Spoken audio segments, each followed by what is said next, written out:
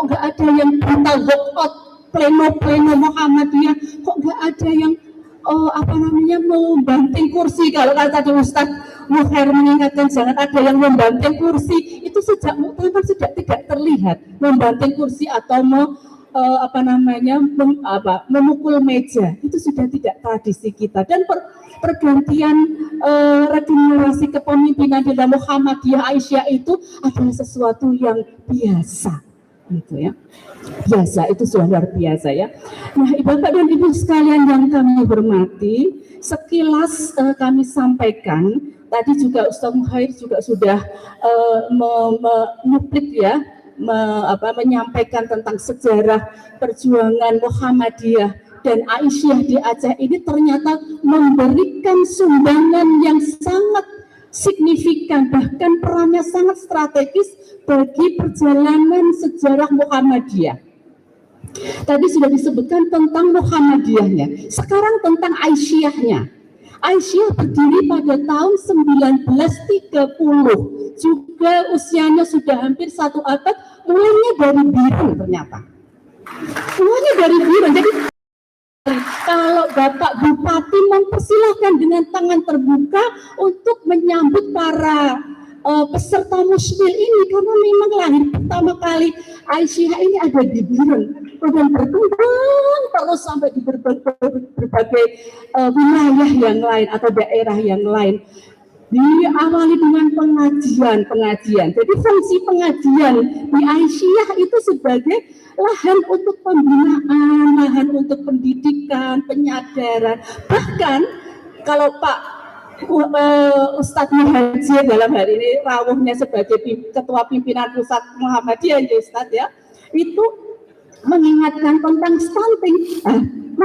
Masalah sosialisasi tentang stunting itu bisa lewat pengajian dan itu sudah dilakukan oleh Aisyah. Terbukti tahun 2022 Pak Muhajir saya kira juga sangat paham, BKKBN memberikan penghargaan kepada Aisyah dalam rangka organisasi yang turut serta dalam penurunan angka stunting di Indonesia. Itu bukan karena ingin dipuji, tidak, tetapi ini menjadikan ini adalah implementasi dari keyakinan kita kepada Allah ya, tentang keyakinan kita tentang ajaran Allah bahwa menyiapkan generasi muda itu penting dan itu sangat harus dilakukan. Itu bagian dari amal soleh gitu ya. Oleh karena itu Bapak dan Ibu sekalian, nanti ke depan itu mohon agar para mubalighat kita ini diperkuat betul untuk isu-isu kemasyarakatannya, dikaitkan dengan masalah agama, tapi tidak hanya bicara tentang sholat, tidak bicara hanya puasa, tetapi juga isu-isu kemasyarakatan yang lain. Satu lagi Bapak dan Ibu, juga perlu disiapkan ulama-ulama muda. Nah, ulama-ulama muda ini akan mensupport kita ya dalam menginterpretasi nas-nas itu agar ini bisa dipraktekkan dalam kehidupan sehari, bisa memberikan kemajuan dalam kehidupan sehari-hari. Nah, saya kembali lagi kepada sejarah Aisyah di Aceh. Tahun 1932 sebentar ini supaya tidak salah catatan saya ya Bapak, di Kuala Simpang. Kuala Simpang itu di mana Bapak dan Ibu? Oh, Tamiang ya, perbatasan Medan itu yang paling jauh katanya ibu-ibu dari Aisyah. Ini pernah diselenggarakan rapat umum. Nah, rapat umum itu sebenarnya merupakan agenda atau kegiatan internal, tetapi pada tahun itu sudah menyita perhatian publik secara luas, termasuk pemerintah Hindia Belanda. Mengapa? Salah satu buktinya apa? Di acara itu sampai dikabarkan di The Sumatra Post itu ada Belanda. Mengapa? Satu, bahwa rapat umum itu dihadiri oleh 300 pimpinan Aisyah. 32 loh. Kalau Sekarang yang muswil itu baru 100 berapa Bu? 100 ini. Waktu itu sudah 300 satu itu. Kemudian yang kedua, dihadiri oleh wakil Pertindo. Pertindo itu Partai Indonesia, salah satu partai yang berorientasi dalam bidang politik dan kemerdekaan ya, untuk usaha-usaha kemerdekaan atau kebangsaan. Artinya di situ sudah ada relasi, ada silaturahim, ada hubungan baik antara Aisyah sebagai organisasi perempuan Muslim, penggagas modernisasi kaum perempuan dengan organisasi politik ya. Saya tapi mohon maaf, ini bukan kita ingin ayo ibu-ibu Aisyah berpolitik praktis, bukan itu yang saya maksudkan, tapi sudah ada hubungan yang baik dengan banyak pihak di luar, tidak hanya besar di internal tapi ada hubungan di luar. Itu luar biasa. Kemudian yang ketiga, Aisyah pada rapat umum itu sudah punya keberanian untuk mengemukakan banyak isu yang pada saat itu belum ada yang menyentuhnya. Pertama tentang apa? Hak perempuan dalam Islam. Yang kedua tentang, mohon maaf ini isu sensitif ya, mohon maaf terutama untuk bapak-bapak ya, tentang poligami. Nah, sudah dibicarakan tahun 32. Kemudian ketiga, tentang pembatasan yang dibuat oleh Allah. Dalam hal ini pembatasan antara laki-laki dan perempuan. Tapi ada yang menarik di sini. Yang ketiga tentang berbicara tentang ketaatan kita kepada Allah terkait kita sebagai hamba Allah dan khalifah fil ardh. Nah, di dalam misalnya saya ambil dalam pembatasan yang dibuat oleh Allah. Itu pembatasan itu bukan karena pembatasan jenis kelamin, karena dia perempuan atau laki-laki, yang perempuan tidak boleh A, tidak boleh B, ada yang tidak. Tetapi pembatasan itu adalah inna akramakum indallahi atqakum, yang bisa membedakan kemuliaan di sisi Allah itu yang paling takwa, mana yang paling takwa, gitu. Jadi sudah bicara seperti itu. Nah, oleh karena itu ibu-ibu dan bapak sekalian sudah menjadi hal yang biasa kalau pemikiran keagamaan Muhammadiyah Aisyah ini melampaui melintasi zaman, karena kita memang memiliki yang dinamakan dengan manhaj tarjih itu marilah kami mengajak khususnya kepada ibu-ibu, para pimpinan dan mubalighat untuk bisa mendalami itu ke depan, betul-betul realisasikan dalam program. Pak Menteri dalam tadi malam juga mengingatkan tentang stunting. Mengapa Aisyah ini juga sangat berkepentingan untuk bicara itu? Karena akan ada generasi berikutnya yang harus kita siapkan. Dan yang kedua, terkait dengan stunting ini, ada masalah gizi, ada masalah perlu adanya akses kesehatan yang luas, tapi juga perlu adanya perhatian terhadap usia pernikahan. Nah, itu. Jadi usia pernikahan itu memang perlu kita perhatikan, sebagaimana misalnya dalam surat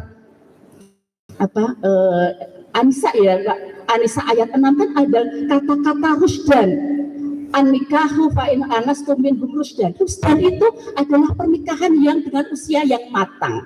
Nah, usia matang itu seperti apa? Itu bisa dilihat dari berbagai aspek, dan inilah Aisyah perhatiannya sampai di sana. Nah, oleh karena itu Bapak dan Ibu sekalian, inilah yang bisa kami sampaikan atas nama pimpinan pusat Aisyah. Kami menyampaikan selamat bermuswil ke-39, mudah-mudahan diberikan kelancaran, hikmah, dan menghasilkan keputusan-keputusan yang bernas dan melahirkan kader-kader pimpinan yang siap berbakti dan berkhidmat di Muhammadiyah dan Aisyah. Terima kasih. Nasrun minallah wa fadlun qarib wa basyiril mu'minin. Wassalamualaikum Assalamualaikum warahmatullahi wabarakatuh.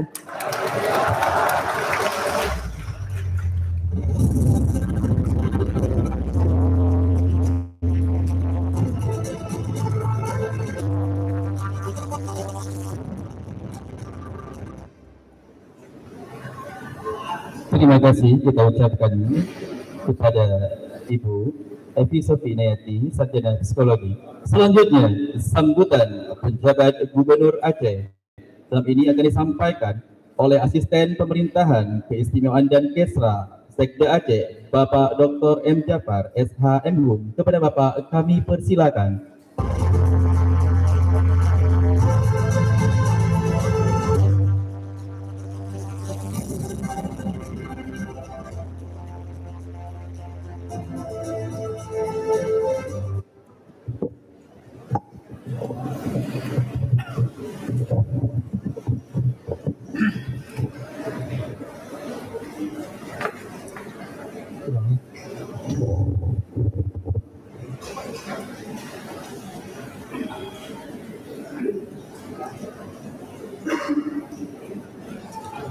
Assalamualaikum warahmatullahi wabarakatuh.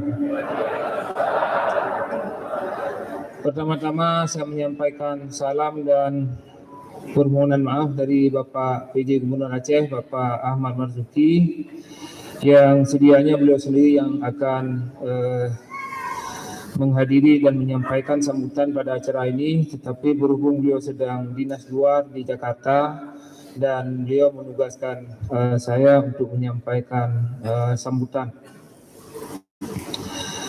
Sebelum saya menyampaikan sambutan, ada beberapa hal yang saya sampaikan sebagaimana tadi sudah dijelaskan oleh Ketua Panitia Bapak Marik Musa bahwa sebenarnya saya juga bagian dari Muhammadiyah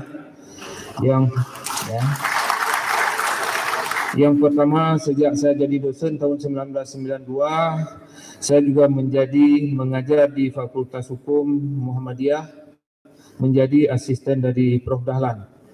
Kemudian setelah menyelesaikan S2 di Fakultas Hukum Universitas Airlangga Surabaya, juga mengajar di Fakultas Kesehatan Masyarakat Universitas Muhammadiyah sampai dengan tahun 2015. Jadi dari tahun 1996 sampai dengan tahun 2015, dan pada tahun 2015 ini berhenti bukan karena dipecat oleh Pak Muharir dan Prof. Asnawi, tetapi karena memang mata kuliah filsafat dan logika itu dihapuskan. Walaupun Pak Rektor sudah memperjuangkan mata kuliah itu, tapi tetap dihapuskan karena kebijakan kementerian pada saat itu.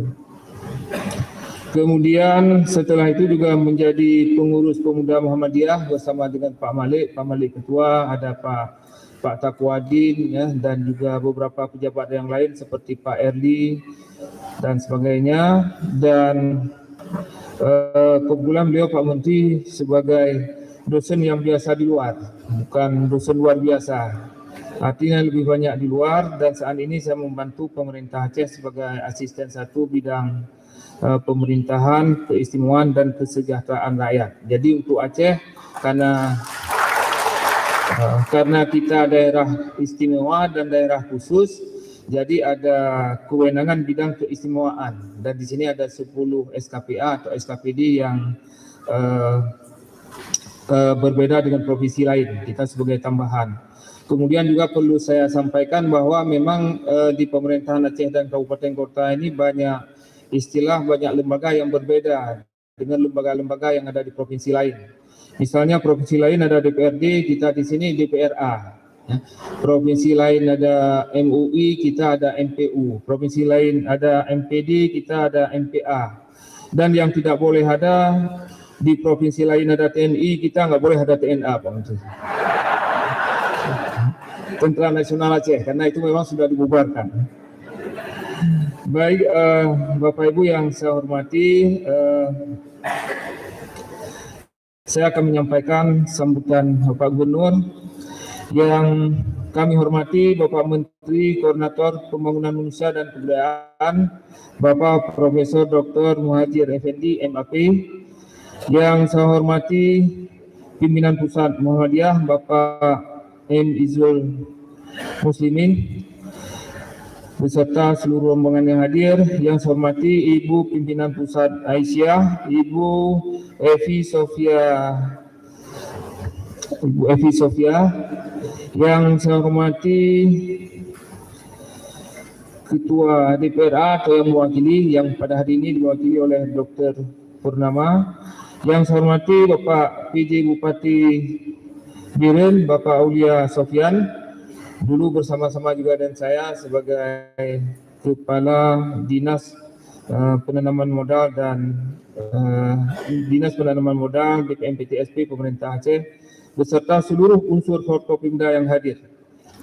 Yang saya hormati Ketua Pimpinan Wilayah Muhammadiyah Aceh, Bapak Dr. Muhadir Asy'ari, CMAG. Yang saya hormati Ketua Pimpinan Cabang Muhammadiyah Aceh, Ketua Pimpinan Wilayah Aisyah Aceh, Ibu Zaidar Jafar, SAG, Ketua Pimpinan Cabang Aisyah Aceh, para alim ulama, tokoh adat dan tokoh masyarakat yang pada hari ini sangat banyak yang hadir. Ada di sini ada Abu Yus, ya, kemudian Prof. Aliasa yang juga bersama kami di Baitul Mal Aceh, kemudian juga beberapa tokoh yang lain, sehingga pada awalnya tadi saya berdiskusi dengan Pak Malik Musa selaku Ketua Panitia, dan kesulitan yang akan dihadapi oleh Ketua Panitia adalah menyiapkan kursi di depan, karena memang saya lihat hampir semuanya memang pantas duduk di depan, cuman kursinya hanya satu baris, kursi yang dikhususkan untuk barisan depan. Yang saya hormati panitia pelaksana, para peserta musyawarah wilayah Muhammadiyah yang berbahagia, hadirin dan para undangan sekalian yang kami muliakan. Puji syukur kita panjatkan kehadirat Allah SWT yang telah memberikan kesempatan dan kekuatan kepada kita semua sehingga bisa hadir pada acara Muswil Muhammadiyah. Kemudian selawat dan salam sama-sama kita sampaikan kepada junjungan alam Nabi besar Muhammad SAW yang telah membawa kita dari alam jahiliyah kepada alam yang berilmu pengetahuan. Bapak Ibu hadirin yang saya muliakan, pada kesempatan yang baik ini, perkenankan saya atas nama pribadi dan pemerintah Aceh menyampaikan apresiasi dan ucapan terima kasih yang sebesar-besarnya kepada seluruh jajaran Muhammadiyah Aceh, karena dalam beberapa kurun waktu terakhir telah menunjukkan dedikasi tinggi dan pengabdian serta kontribusi bagi kemajuan pembangunan Aceh, baik di bidang pendidikan, dakwah, sosial, kemasyarakatan, dan bidang-bidang lainnya. Muhammadiyah Aceh dan juga Aisyah dapat menjadi sebuah organisasi yang berada di garda terdepan dalam mengawal setiap proses pembangunan terkait pelaksanaan syariat Islam di Aceh berdasarkan amanat Undang-Undang Nomor 11 Tahun 2006 tentang pemerintahan Aceh. Sebagaimana tadi juga saya sampaikan bahwa Aceh sebagai daerah khusus, satu-satunya provinsi di Indonesia yang merupakan daerah istimewa dan daerah khusus. Sedangkan provinsi lain hanya daerah khusus atau daerah istimewa. Daerah istimewa seperti Yogyakarta, daerah khusus seperti DKI dan Papua Barat. Dan Aceh ini tentu memiliki kedua-duanya dan memiliki kewenangan yang berbeda atau yang lebih dibandingkan dengan provinsi yang lain di Indonesia. Hal ini tentu menjadi tantangan tersendiri bagi Muhammadiyah Aceh dan juga Aisyah Aceh. Sebab meski terbilang penting, legislasi hanyalah satu di antara sekian banyak instrumen yang diperlukan dalam membangun masyarakat muslim yang adil, makmur dan sejahtera seperti yang dicita-citakan. Namun yang lebih penting adalah upaya Muhammadiyah melakukan perubahan pemikiran, sikap dan mental masyarakat, mendidik generasi muslim yang siap mengemban risalah Islam. Hal ini juga sesuai dengan teori sistem hukum yang dikemukakan oleh Lawrence Friedman, bahwa suatu kegiatan, suatu pemerintahan itu bisa berjalan minimal harus ada subsistem. Yaitu yang pertama substansi hukum, yang kedua struktur hukum, yang ketiga budaya hukum. Kalau di Aceh sekarang, secara substansi hukum menurut kami sudah sangat maksimal, selain karena ada undang-undang yang bersifat khusus, yaitu Undang-Undang Nomor 11 Tahun 2011, dan juga ada undang-undang yang bersifat umum, Undang-Undang Nomor 14 Tahun 2023 tentang pemerintahan daerah. Selain itu juga ada undang-undang yang bersifat sektoral. Memang dengan banyaknya berlaku undang-undang khusus dan undang-undang yang bersifat umum di Aceh ini memang menjadi tantangan tersendiri bagi pemerintah Aceh dan semua komponen masyarakat di Aceh. Karena banyak sekali terjadi benturan, terjadi perbedaan antara undang-undang yang bersifat khusus yaitu UPA dan undang-undang yang bersifat umum. Dan di sini biasanya kami menghadapi berbagai perbedaan penafsiran. Biasanya kementerian-kementerian yang bersifat sektoral, terutama pejabat-pejabat yang baru yang belum sering terlibat komunikasi tentang UUPA beserta peraturan pelaksanaannya tentu akan berpegang teguh pada undang-undang yang bersifat sektoral. Sedangkan dari pejabat pemerintah Aceh biasanya berpegang teguh pada undang-undang pada UUPA sebagai undang-undang yang berlaku secara khusus. Namun ini yang membutuhkan waktu untuk dialog, untuk diskusi sehingga memang pada akhirnya melahirkan berbagai kesepakatan. Kemudian terkait dengan struktur tadi, sebagaimana tadi juga saya sampaikan, di Aceh ini ada 10 lembaga keistimewaan dan kekhususan. Termasuk misalnya kita MPU itu sebagai lembaga struktural, yang di daerah lain bukan struktural. Kemudian ada Majelis Adat, ada Majelis Pendidikan, ada Badan Reintegrasi Aceh, kemudian ada Baitul Mal Aceh, dan beberapa lembaga terkait lainnya.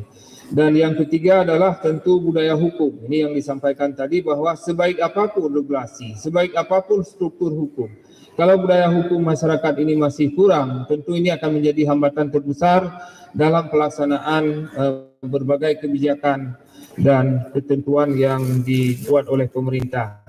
Oleh karena itu, saya juga sepakat bahwa Muhammadiyah sebagai organisasi terbesar dan tertua di Indonesia ini bisa mendukung pemerintah Aceh, bisa juga memberikan sosialisasi kepada masyarakat agar perilaku, karakter, dan juga budaya hukum dalam masyarakat itu bisa berjalan dengan baik. Oleh karena itu kami sangat mendukung acara musyawarah wilayah Muhammadiyah dan Aisyah ini sebagai sarana penguatan dan kaderisasi organisasi. Kami juga menaruh harapan besar kepada Muhammadiyah dan seluruh kader yang ada untuk dapat mengambil peran dan berkiprah secara maksimal dalam pelaksanaan penguatan syariat Islam, terutama dalam bidang pendidikan, dakwah, dan sosial kemasyarakatan di Aceh. Sebagai bagian akhir sambutan ini, kami mengucapkan selamat mengikuti musyawarah wilayah dan kami mengajak semua kita yang hadir bahwa sebesar apapun hambatan yang ada, semangat musyawarah tetap harus dibangun dengan niat baik, hati yang bersih, dan saling menghormati.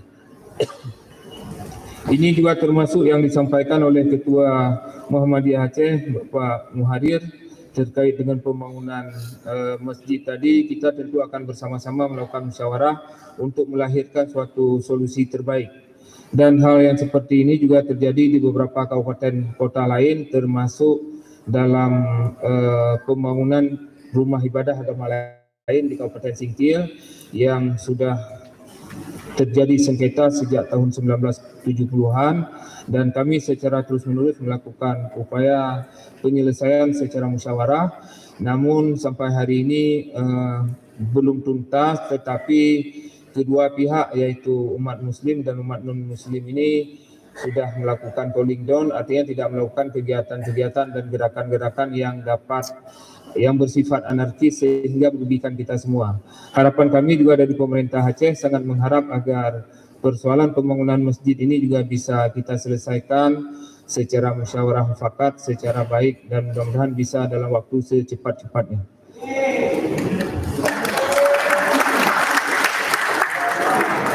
Bapak Ibu yang saya muliakan, demikian yang dapat kami sampaikan. Semoga musyawarah wilayah Muhammadiyah dan Aisyah Aceh ke-39 tahun 2023 dapat membawa harapan dan semangat baru dalam membangun Aceh menjadi negeri yang baldatun thayyibatun wa rabbul ghafur. Wabillahi taufik wal hidayah. Wassalamualaikum warahmatullahi wabarakatuh. PJ Gubernur Aceh Ahmad Marzuki.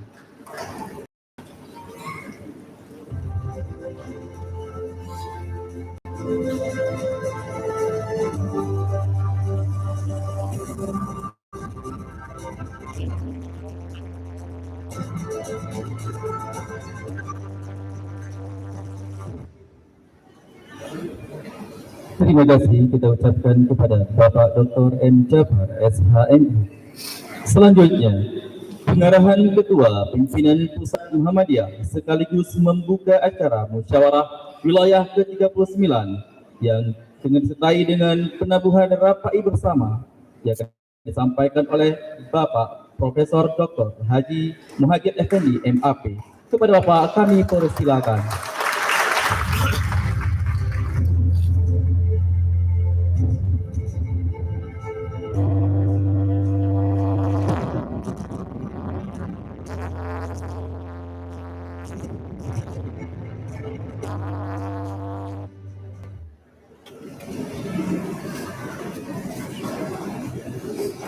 Assalamualaikum warahmatullahi wabarakatuh.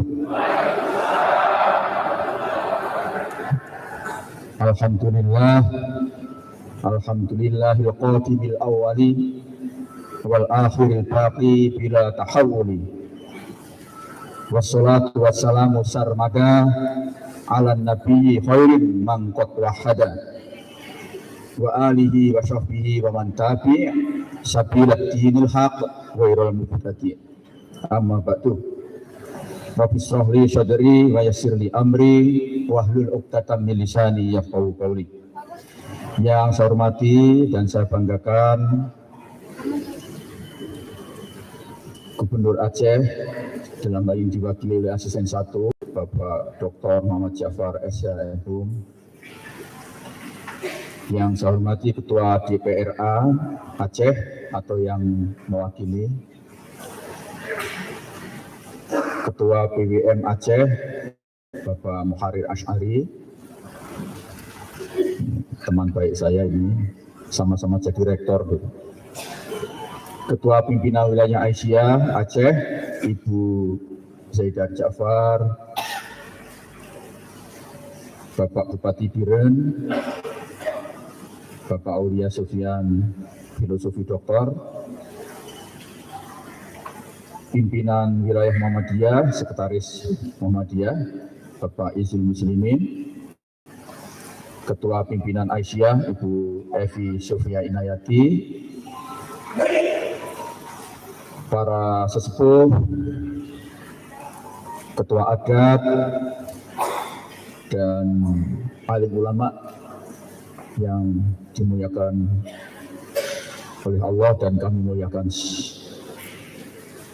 Anggota Forkopimda yang hadir, Bapak Komandan Kodim atau yang mewakili, Bapak Kapolresta atau yang mewakili di Kejaksaan Tinggi atau yang mewakili, Ketua PDN Biren Bapak Dr. Attaillah, Ketua Urtum Wilayah Muhammadiyah se-Aceh, Ketua PDM se-Aceh, Ketua PDA se-Aceh, dan tentu saja yang saya muliakan, saya banggakan, para peserta musyawarah wilayah Muhammadiyah Aceh yang ke-39 yang dirahmati Allah Subhanahu wa taala.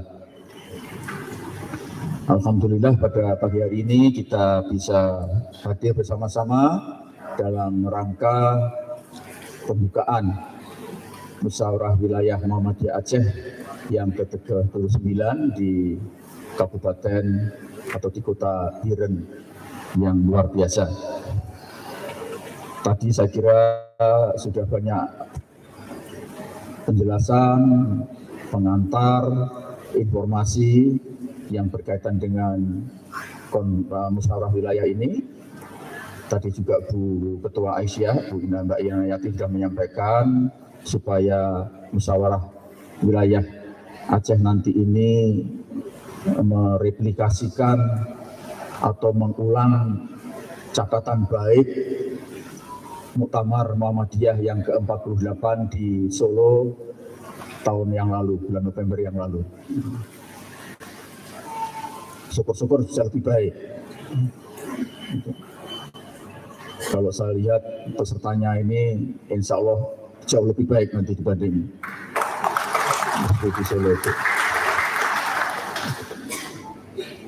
Tadi saya juga baru turun dengan Pak Bupati untuk langsung ke desa untuk mengecek program-program pemerintah, terutama yang berkaitan dengan pembangunan manusia dan kebudayaan di Kabupaten Biren, mulai dari stunting, kemudian kemiskinan dan kemiskinan ekstrim, kemudian juga kondisi sarana dan prasarana yang berkaitan dengan kesejahteraan rakyat, baik itu segi kesehatan, sosial, sanitasi lingkungan, air bersih, air minum, kemudian juga MCK, semuanya tadi kita cek seperti apa. Dan alhamdulillah Pak Asisten, Kabupaten Biren ini kelihatannya adalah merupakan kabupaten terbaik ya untuk di Provinsi Aceh. Karena itu menurut saya sangat tepatlah kalau musyawarah wilayah Muhammadiyah dan Aisyah kali ini diselenggarakan di Kabupaten Biren ini. Saya ingin menyampaikan bahwa kemarin juga sudah saya singgung bahwa Muhammadiyah itu adalah organisasi sosial keagamaan yang sifatnya gerakan, harokah. Karena itu lebih kuat dari aspek jam'iyahnya daripada jamaahnya. Gitu ya. Kalau jamaah Muhammadiyah biasanya tidak terlalu kelihatan, tapi semangat jam'iyahnya yang sangat kuat.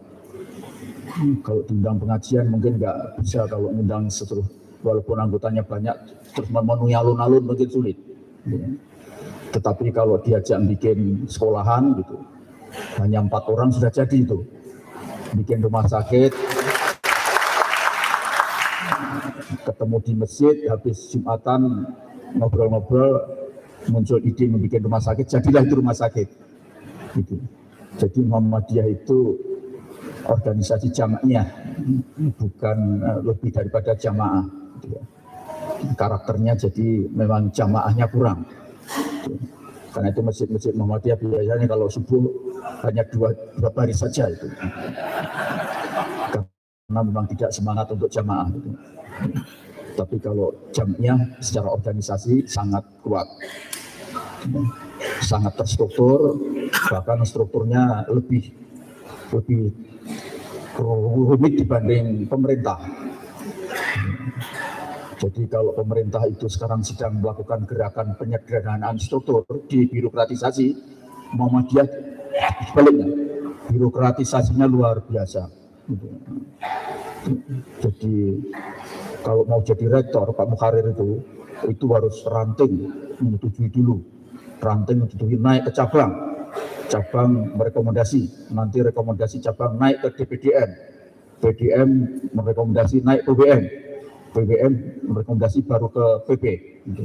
Belum lagi yang organisasi samping kan, nanti Ortomnya ikut itu, IMN ikut merekomendasi, IBM ikut merekomendasi, Kokam ikut merekomendasi. Jadi lebih sulit untuk jadi rektor di perguruan tinggi Muhammadiyah itu lebih sulit dibanding jadi rektor perguruan tinggi negeri.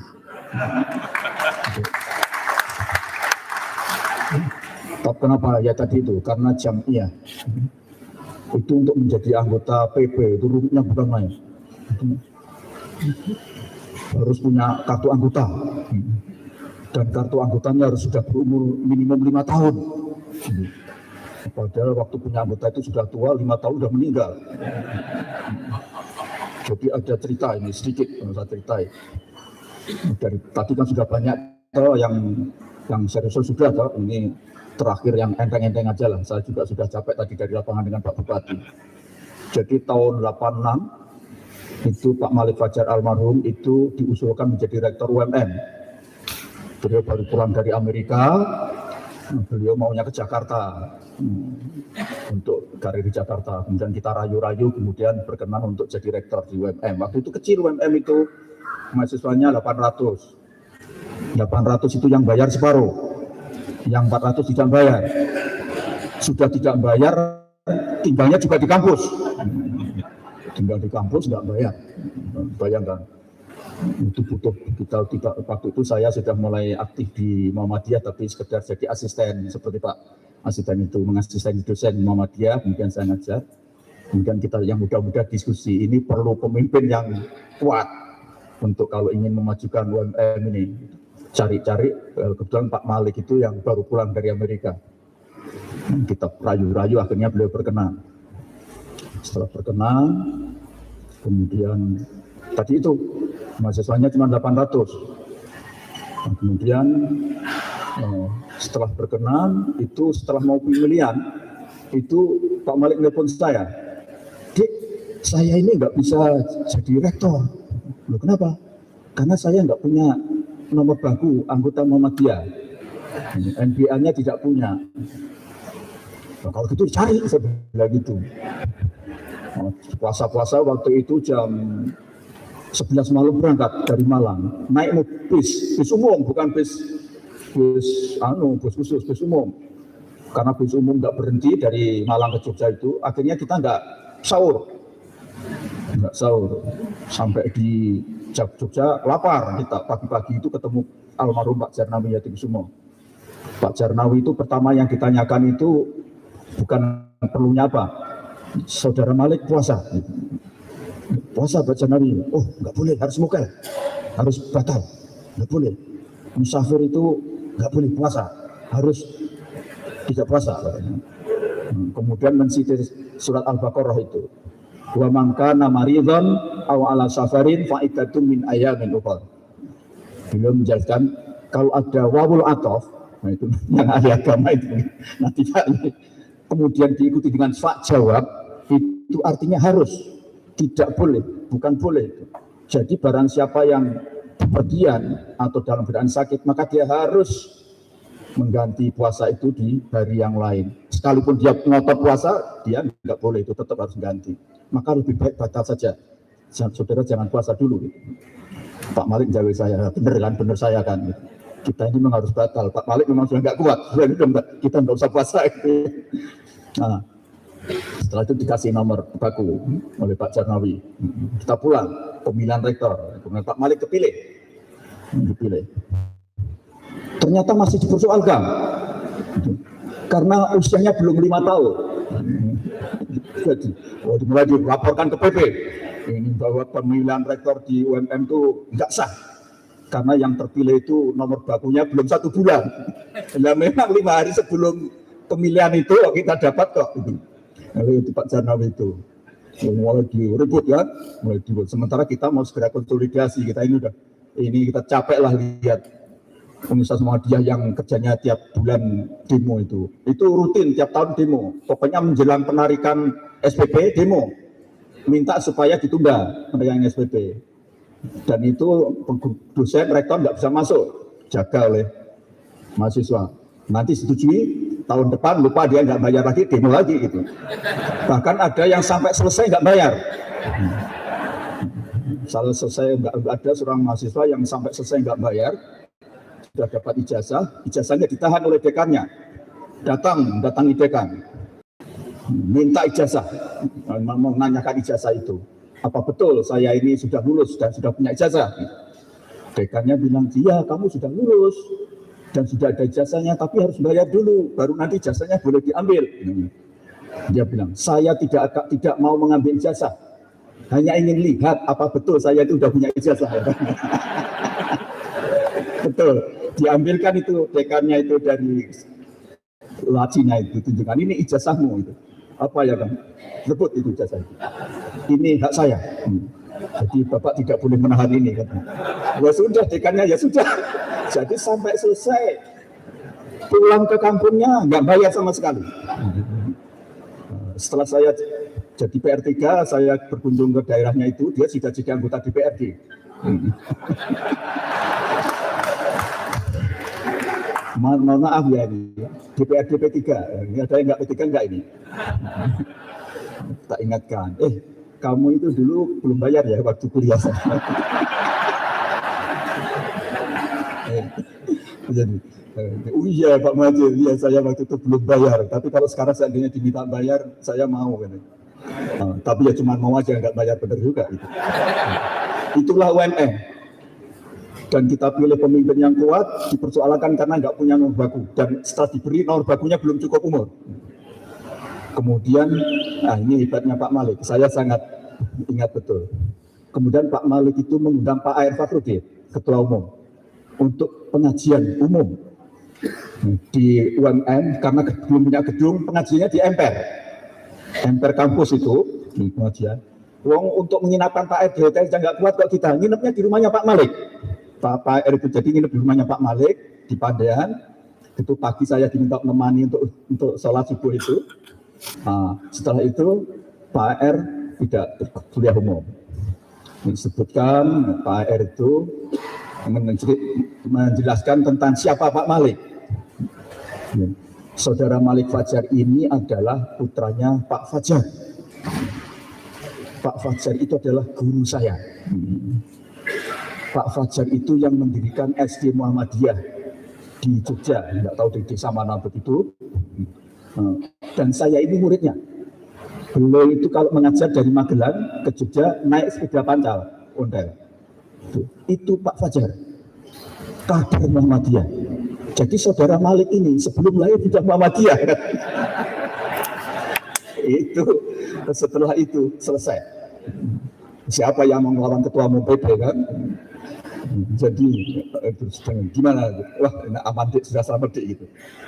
Bayangkan, jadi Muhammadiyah itu begitu sulitnya, ketatnya, birokratisasinya Pak Bupati, dibanding pemerintah sekarang kan sedang melakukan debirokratisasi besar-besaran di pemerintahan supaya lancar, supaya cepat dalam melayani masyarakat. Sementara Muhammadiyah ini semakin dibikin aturan yang luar biasa. Pesan saya adalah bahwa kita juga nggak usah kenceng-kenceng gitu. Jadi aturan-aturan itu dibikin yang longgar-longgar sajalah gitu. Masa jadi Islam lebih jadi Muhammadiyah lebih sulit dibanding jadi Islam, ya, ya kan? Jadi Islam itu kan simple.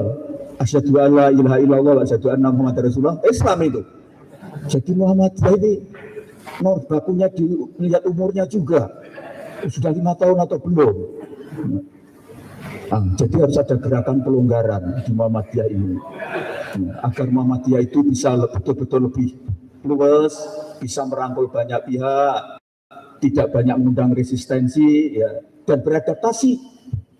Itu yang penting, kemampuan beradaptasi. Sekarang ini kan eranya disebut dengan era VUCA, ya. VUCA itu volatile, uncertainty, kemudian complexity, dan ambiguity. Volatile itu gampang berubah. Kemudian uncertainty, serba tidak pasti. Serba tidak pasti, uncertainty. Cuaca aja lihat itu. Sekarang sulit bedakan musim kemarau dan musim hujan kan. Kemudian yang ketiga complexity, rumit. Complexity. Dan yang tidak kalah penting ambiguity, mengganda arti. Kita ini kadang sulit untuk melihat siapa yang benar dan siapa yang salah. Karena yang benar kelihatannya salah, yang salah kelihatannya benar. Di era post-truth ini, siapa yang memberikan informasi secara terus-menerus intensif, walaupun itu informasinya salah, itu jadi benar. Nah, untuk menghadapi situasi VUCA ini, Muhammadiyah dibutuhkan memiliki kelincahan dan keluasan. Agility and flexibility. Harus lincah dan luas. Kalau tidak, itu pasti akan digulung oleh realitas zaman ini, yang VUCA itu, yang volatile, uncertainty, complexity, dan ambiguity. Sekarang itu ambigu sekali. Ambiguity sekali. Yang benar bisa jadi salah, yang salah jadi benar. Yang benar kelihatannya salah, yang kelihatannya salah, yang salah tapi kelihatannya benar. Ya. Dan begitu mudah orang untuk mengeksploitasi melalui informasi-informasi yang menyesatkan itu. Nah, ini tantangan saya kira Muhammadiyah termasuk Provinsi Aceh ini bagaimana membangun organisasi yang memiliki kelincahan dan memiliki kemampuan beradaptasi yang tinggi. Gitu ya. Beradaptasi yang tinggi. Kalau tidak, kita akan tidak bisa memainkan peranan sesuai dengan cita-cita dan hitah perjuangan Muhammadiyah itu. Saudara sekalian, Bapak Ibu sekalian yang berbahagia, kemarin juga sudah saya jelaskan, Muhammadiyah itu organisasi tadi itu jam'iyah dan sifatnya gerakan, harakah. Jadi makanya banyak kalau di istilah bahasa Arab disebut harakatul Muhammadiyah, pergerakan Muhammadiyah. Dan Pak Kiai Dahlan, pendiri Muhammadiyah, Hadratus Syekh Kiai Dahlan, itu dulu menolak Muhammadiyah jadi organisasi itu. Jadi Kiai Dahlan itu dulu keberatan Muhammadiyah jadi organisasi. Mau beliau cukup jadi gerakan saja, tidak perlu jadi organisasi. Yang penting nyata. Aktivitasnya itu nyata, bisa dirasakan oleh masyarakat, bisa dirasakan oleh umat, dan betul-betul untuk perbaikan amar ma'ruf nahi mungkar itu. Tidak usah pakai organisasi. Alasannya Pak Kiai Dahlan apa? Nanti kalau jadi organisasi, saya khawatir Muhammadiyah itu tidak mengurusi gerakannya, tapi sibuk mengurusi organisasinya. Sibuk mengurusi pengurusnya. Sibuk mengurusi urusan-urusan yang berkaitan dengan yang tidak bersentuhan langsung dengan tujuan pokok dari Muhammadiyah. Nah, sekarang sudah terbukti kan, gitu. Kecuali di Provinsi Aceh ini saya lihat baik-baik sekali, nggak ada gejolak sama sekali. Gitu. Tapi kalau di tempat lain itu PDM aja musda itu bisa rebutan mandat. Ini ada yang mandatnya double enggak? Sementara juga ada yang bawa mandat double. Dari satu PDM mandatnya 2. Ada versi ketua umum sama versi sekretaris. Ya. Jadi akhirnya apa? PP sibuk ngurusi bagaimana 2 mandat itu. Mau ngangkat ketua kepala sekolah, mau kepala sekolah seperti ribut. Harus voting, harus ngalah-ngalahkan pemilu aja. Nah, alhamdulillah di Aceh ini tidak banyak yang masalah itu. Kecuali urusan masjid aja.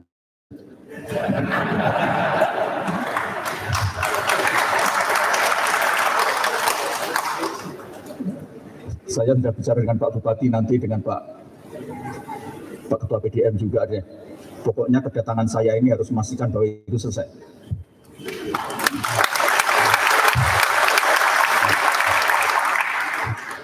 Kalau tidak selesai, ya nggak apa-apa. Jadi saya minta harus selesai ya Pak Sistem ya. Malulah Muhammadiyah kok ngurus masjid. Kayak kurang masjid saja, masjidnya sudah banyak. Padahal menurut Al-Quran, semua yang terhampar di muka bumi ini adalah tempat untuk bersujud. Itu al-masjid saja kok jadi ribet sekali.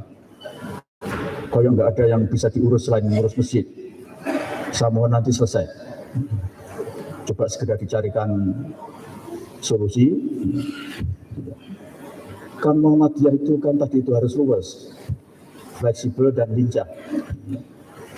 Dan namanya dakwah itu harus berstrategi. Namanya mengajak kebenaran itu juga harus berstrategi. Beramar ma'ruf nahi mungkar itu juga harus berstrategi. Kan gitu ya. Bahkan untuk berjihad juga berstrategi. Tidak ada itu tanpa strategi. Jadi kalau sampai 8 tahun nggak clear, pasti itu nggak berstrategi. Dan Muhammadiyah itu mestinya harus mengedepankan strategi itu, karena itu Al-Quran. Ya kan kalau kita baca surat apa itu? Al-Asr ya. Kita tawasaw bil haq, tawasaw bis sabr. Jadi kalau kita menegakkan kebenaran itu juga harus menegakkan kesabaran, berstrategi. Ya kan? Itu kalau dalam surat Luqman kan, ya bunaya aqimis sholata wa'mur bil ma'rufi wanha 'anil munkar wasbir 'ala ma asabak. Jadi kalau beramar nahi mungkar juga harus bersabar, berstrategi. Gitu ya. Kemudian ada ayat yang sangat disukai oleh Hadratus Syekh Dahlan kan? Itu surat At-Taubah enggak salah ya. Itu apa? A'udzubillahi minasyaitonir rajim. Itu ayat berasal dari yang itu yang saskum karhun faqad masal qauma qarhum misluh wa tilkal ayamu nudawilu bainan nas wa liya'lamallahu alladziina aamanu wa yattakhidha minkum syuhada wa Allahu la yuhibbul dzalimin. Itu yang menciptakan bahwa kejayaan manusia itu digilir oleh Allah. Wa tilkal ayamu nudawilu bainan nas. Bainan nas bukan bainal muslimin. Jadi kalau suatu saat umat Islam itu tenggelam, nah itu memang bagian dari manusia. Tapi kita ini 700 tahun pernah berjaya loh menjadi superpower dinasti Utsmaniyah itu. 700 tahun. Amerika ini belum 100 tahun loh. Baru 45 kok. Amerika itu menjadi superpower tahun 1945. Ketika Perang Dunia Kedua. Belum 100 tahun Amerika. Sekarang sudah mau sempoyongan gitu, sudah mau direbut oleh RRC kan, Tiongkok kan. Jadi dinasti Utsmani itu 700 tahun. Jadi ini waliya'lamallahu alladziina aamanu wa yattakhidha minkum syuhada wallahu la yuhibbul dzalimin. Kemudian ayat berikutnya itu yang berikutnya yaitu am hasibtum an tadkhulul jannah walamma ya'lamillahu alladziina aamanu walamma ya'lamillahu alladziina jahadu minkum wa ya'lamas sabirin. Itu dalil Kiai Dahlan untuk warga Muhammadiyah. Jadi orang Muhammadiyah itu masuk surganya sulit. Tidak sama dengan yang lain. Ya, ingat. Jadi makanya kalau itu coba dipertimbangkan lagi bermuhammadiyah, karena ternyata lebih sulit masuk surganya orang Muhammadiyah itu. Lebih sulit menjadi anggota Muhammadiyah. Sesulit menjadi anggota Muhammadiyah. Karena nomor bakunya diukur berapa umurnya tadi itu. Itu kan am hasibtum an tadkhulul jannah, apa kamu sudah yakin, sudah mengira pasti masuk surga, kata Allah. Walamma ya'lamillahu alladziina jahadu minkum, padahal Allah belum mengetahui apakah kamu termasuk orang yang berjihad.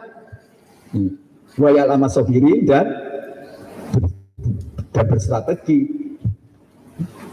Jadi Muhammadiyah itu tidak cukup dengan hadis man mata bi kalimatin la ilaha illallah fatakhalal jannah. Itu untuk orang awam. Untuk orang awam itu memang cukup la ilaha illallah waktu mati masuk surga. Tapi kalau Muhammadiyah tidak, sholatnya pun belum jaminan untuk masuk surga. Ya kan? Apalagi cuma ketua PWN, belum jaminan. Ya, jadi harus berjihad dan sabar. Jihad saja juga tidak cukup. Harus berstrategi, sabar itu. Makanya inilah Muhammadiyah saya minta betul.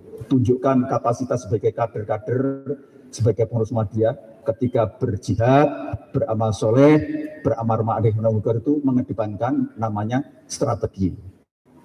Nah, coba nanti dicek. Setahu saya itu dari di tafsir Jalalain ya, tafsir yang sangat populer itu, menguraikan tentang apa yang dimaksud makna sabar di dalam Al-Quran.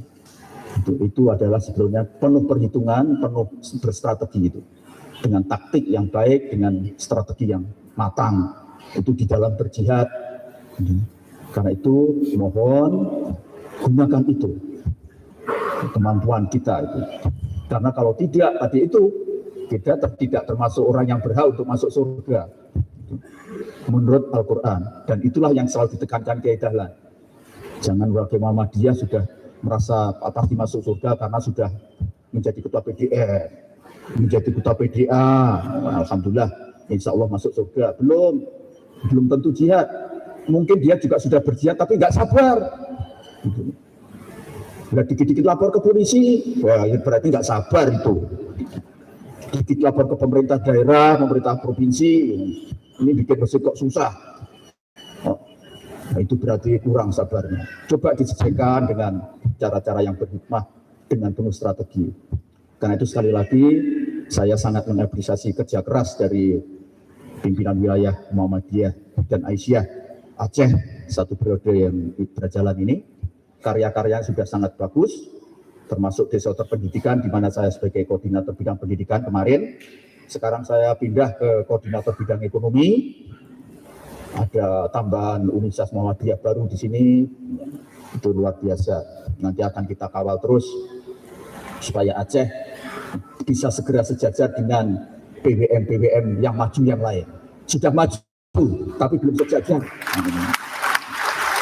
Di sektor pendidikan, Sektor kesehatan juga begitu. Kemarin saya tanya Pak Bupati, kelihatannya di Biren belum ada rumah sakit Muhammadiyah ya, Pak Bupati ya. Nah, itu kerja kerasnya Pak Ketua PDM. Ketua PDM-nya dokter, nggak punya rumah sakit itu gimana? Harus sudah mulai dipikirkan di Biren ini paling tidak harus ada rumah sakit. Sementara rumah sakit Biren juga baru tipe D.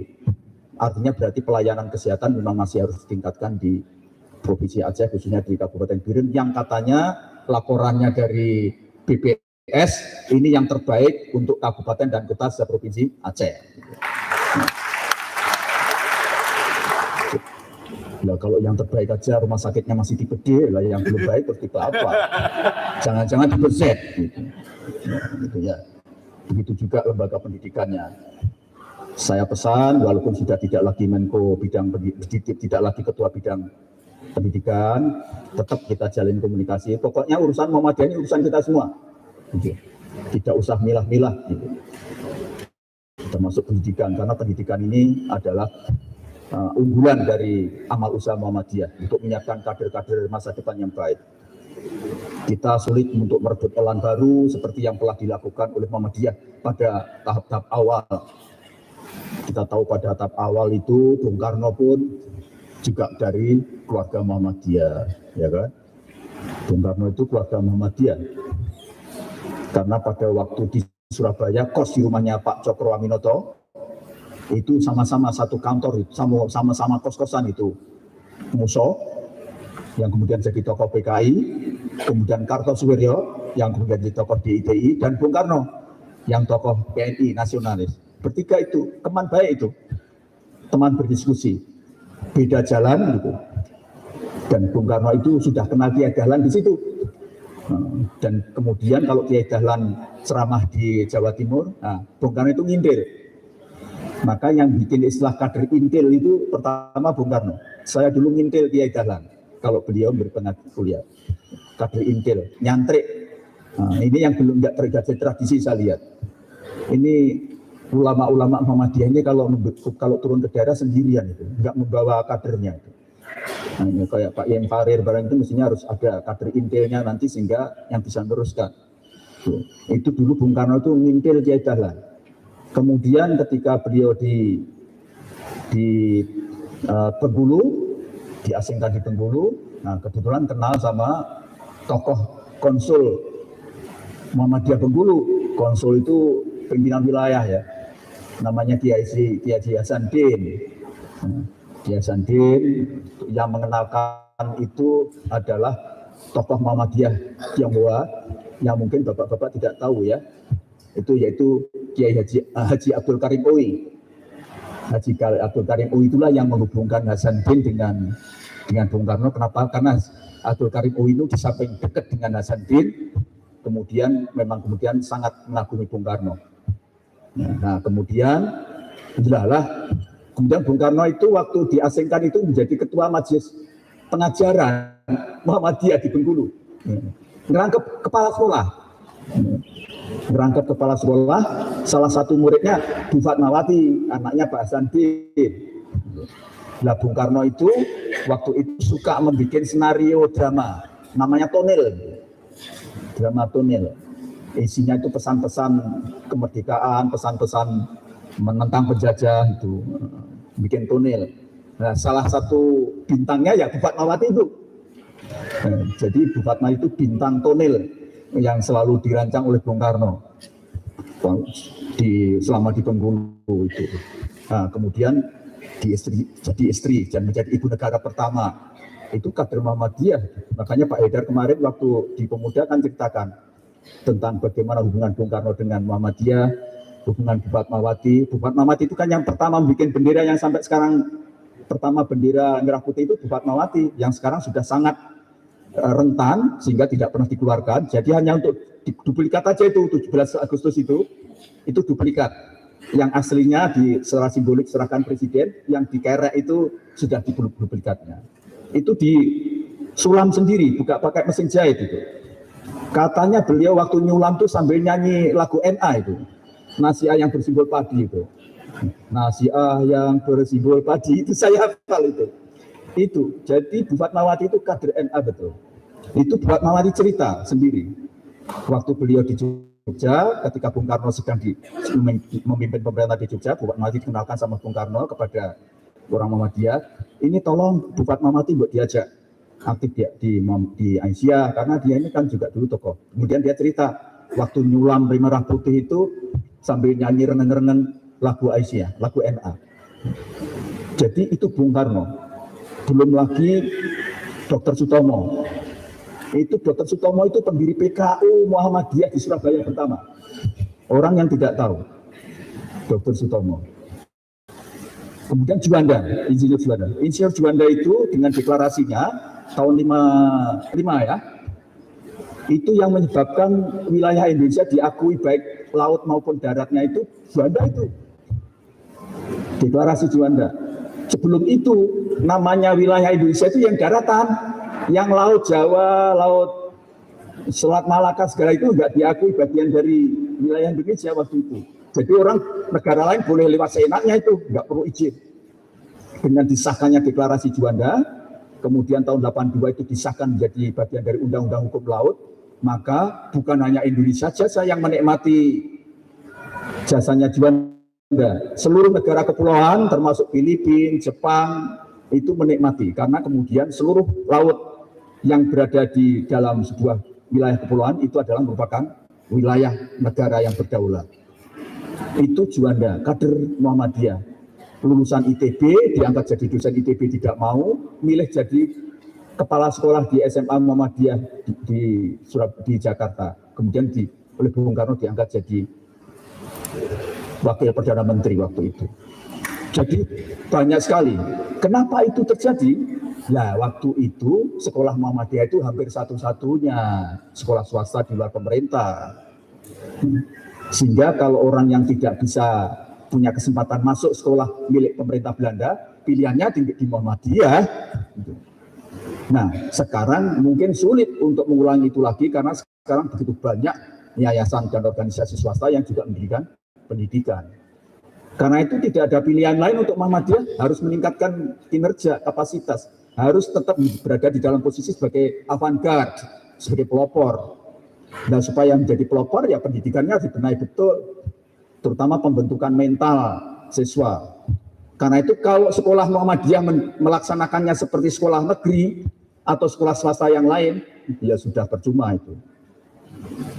Kalau Muhammadiyah itu hanya menyelenggarakan sekolah sebagaimana sekolah negeri, tidak ada nilai tambahnya, tidak ada namanya competitive advantage-nya, nggak ada. Karena itu saya mohon dirancang betul. Dulu saya akan mengintroduksi full day. Kalau bisa sekolah Muhammadiyah itu ya masuk pagi sampai sore. Kemudian dipersoalkan nanti makannya bagaimana, kan perlu dapur. Enggak perlu lah itu. Suruh bawa bontot aja lah dari rumah, selesai itu.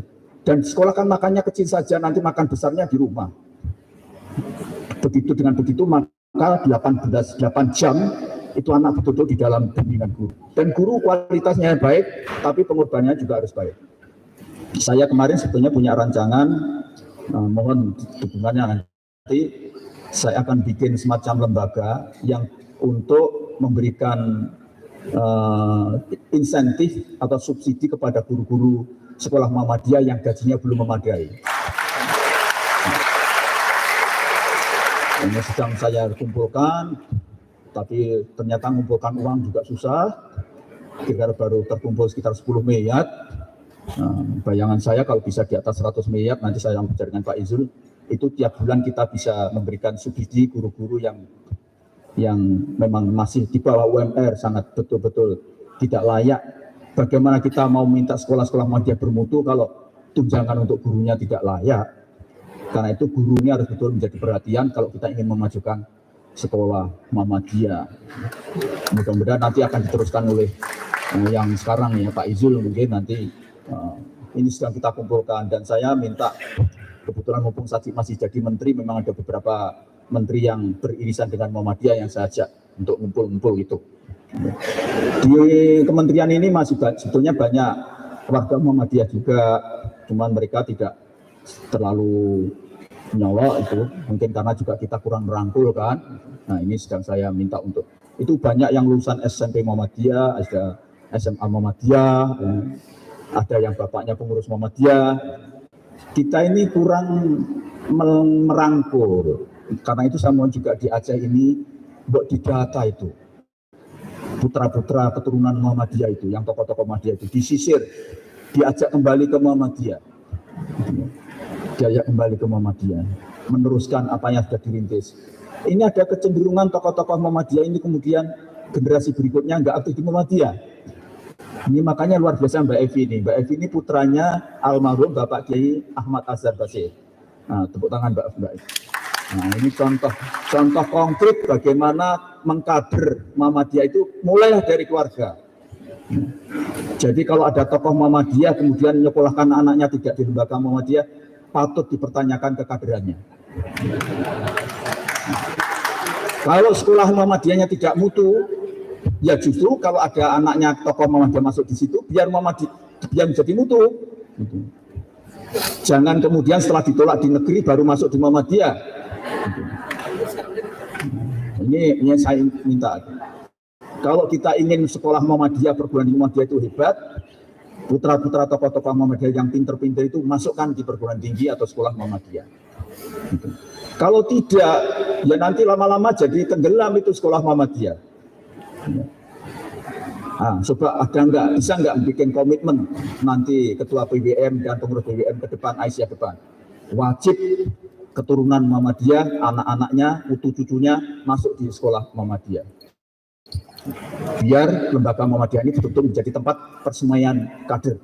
Kita harapkan 2045 itu nanti akan lahir Soekarno baru dari sekolah Muhammadiyah. Akan lahir juanda-juanda baru dari sekolah Muhammadiyah.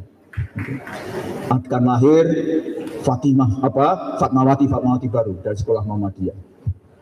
Harus begitu. Kalau tidak, saya khawatir betul. Ingat, anggaran pendidikan itu tiap tahun harus disisihkan dari APBN 20%. 20%.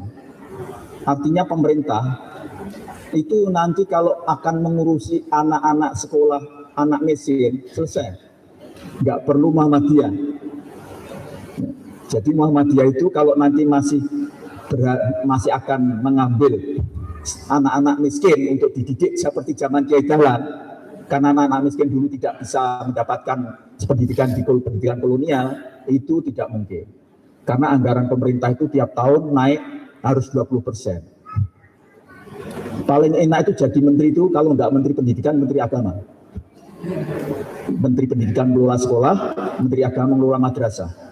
Itu tidur saja, tidur. Menteri-menteri yang lain tarik-menarik itu anggaran. Lobby itu dengan banggar minta dinaikkan itu. Itu dua menteri itu tidur, bangun itu 20% anggarannya. Ya. Jadi mendikbud sama menteri agama, jangan diekspos ya ini. Karena saya mantan mendikbud. Itu tidur saja Bapak sekalian. Bangun APBN keluar, dia pasti naik itu 20%. Ya, kalau menteri yang lain ini Pak Bupati ini kan sekretaris DPR, beliau ini sekretaris DPR, tahu lah bagaimana tarik menarik antar menteri itu lobby. Kalau sudah musim APBN itu mereka lobby supaya naik gitu. Kalau mendikbud sama Menak tidur aja, bangun 20% juga. Karena itu tidak mungkin kalau Muhammadiyah masih memprioritaskan untuk menangani yang tidak mampu ini. Itu tetap penting, terutama untuk wilayah yang belum terjangkau oleh sekolah pemerintah. Tetapi yang lebih penting lagi, sekolah Muhammadiyah harus memiliki namanya value advantage, nilai keunggulan. Punya keunggulan. Kalau tidak punya keunggulan, selesai. Entah itu dalam bentuk boarding school atau entah full day school dengan mata pelajaran tertentu. Dan mata pelajaran itu juga jangan tahfidz saja. Tahfidz penting untuk menyiapkan ulama-ulama masa depan. Tapi kan tidak semuanya harus tahfidz. Mungkin unggul di matematik, unggul di STEM. STEM itu sains, teknologi, engineering, matematik. Kita sangat kurang kader-kader Muhammadiyah yang kuat di STEM ini. Padahal untuk mengisi era industri 4.0 itu justru tahfidz penting, tapi jangan semuanya. Kalau Al-Quran kan begitu kan, Faulawala nafarum min kulli firqatin minhum ta'ifatul liyatafaqahu fiddin. Wal yundiru qaumahum idza arja'u ilaihim la'allahum yahdharun. Faulawala nafarum min kulli firqatin minhum. Jadi hanya sebagian dari firqah kita itu yang untuk mendalami agama. Jangan semuanya. Karena cukup untuk nanti menjadi kiai, menjadi ulama. Jangan semuanya jadi ulama. Karena semuanya jadi ulama, kemudian siapa yang diulamai? Maka harus ada ahli matematik, ada ahli kimia, fisika. Sekarang yang penting lagi adalah ahli teknologi digital teknologi. Itulah rancangan. Dan saya minta musyawarah wilayah ini kalau bisa membuat desain ulang, meredesain pendidikan Muhammadiyah di Provinsi Aceh ini, di kabupaten, di kota, dan di provinsi, agar Muhammadiyah memiliki keunggulan di Provinsi Aceh ini. Dan saya senang sekali karena sepanjang saya tahu Pak Gubernur, Pak Pangdam, Pak Bupati, Pak Wali Kota itu memiliki kedekatan, relatif dekat dengan Muhammadiyah. Pak Pangdam ini orang Padang yang saya kenal baik, pernah menjadi pas Pampres, pasti dia juga sangat paham tentang bagaimana Muhammadiyah. Mohon banyaklah bersilaturahmi pimpinan Muhammadiyah itu. Jangan suka disilaturahmi, kalau tidak disewani nggak mau soal. Biasa saja. Saya ini kan Menko, tapi datang ke Pak Bupati Biren biasa saja. Tidak ada itu beban. Muhammadiyah jangan suka pasang-pasang beban, nggak usah jaim. Ketua Umum Aisyah juga harus sering datang ke gubernur, konsultasi, menanyakan banyak hal. Itu saya kira yang penting sekali. Nggak apa-apa saya terlambat, nanti pesawatnya pasti tunggu saya. Jadi itu pesan saya. Saya ucapkan selamat bermusyawarah. Saya yakin semuanya pasti akan berjalan dengan lancar, penuh hikmah, dan menyusun masa depan Muhammadiyah untuk mendukung masa depan Provinsi Aceh dengan rancangan strategi yang betul-betul baik dan bisa dilaksanakan dengan semaksimal mungkin. Dengan mengucapkan Bismillahirrahmanirrahim, musyawarah wilayah Muhammadiyah Aceh yang ke-39 dengan ini saya nyatakan resmi dibuka.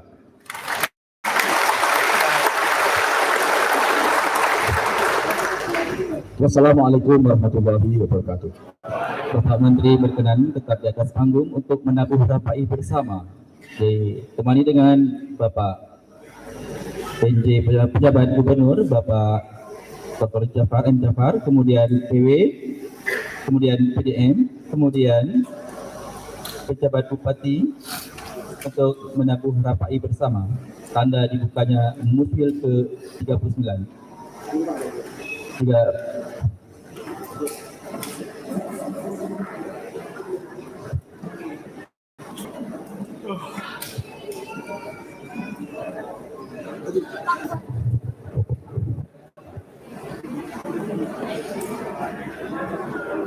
Beserta juga Ketua Panitia Pelaksana untuk menemani memukul rapai bersama.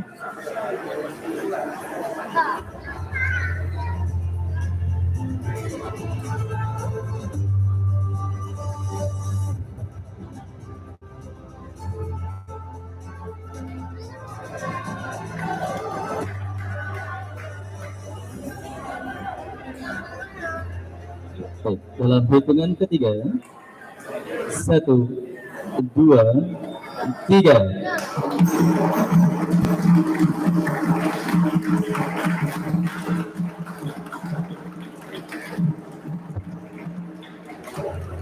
Terima kasih. Bapak Menteri dan para rombongan tamu undangan berkenan untuk meninggalkan tempat acara. Sebelumnya ada foto bersama.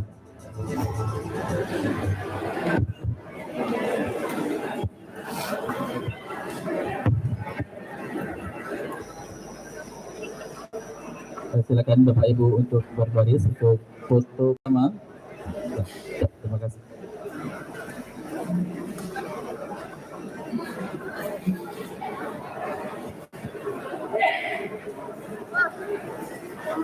Hadirin yang berbahagia, dengan gabungnya RAPAI secara bersama, maka Musyawarah Wilayah ke-39 Muhammadiyah Aisyah Aceh resmi telah dibuka.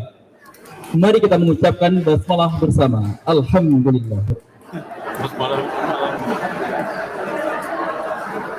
Kita mengucapkan hamdalah bersama. Alhamdulillahirabbil alamin.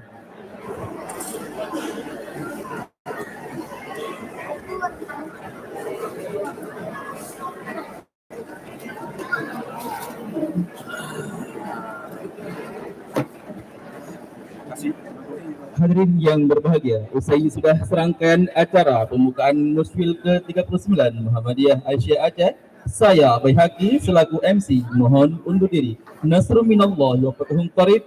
Nun wal qalami wa ma yasturun. Wassalamualaikum warahmatullahi wabarakatuh.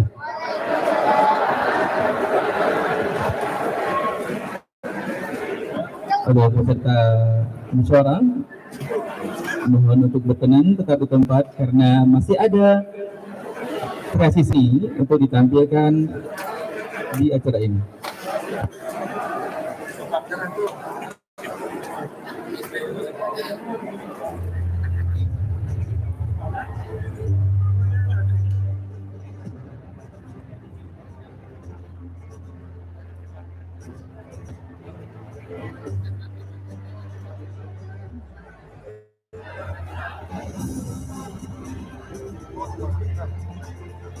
Kami ucapkan terima kasih kepada Bapak Profesor Muhajir Effendi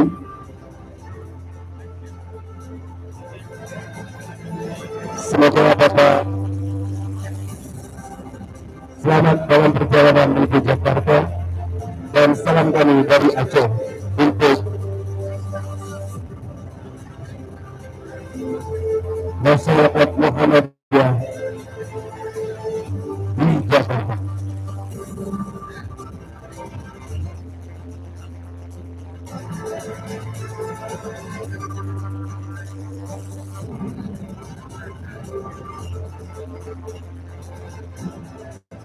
Selanjutnya kita akan saksikan tari Ratu Jauh dari SMP itu Muhammadiyah Biru.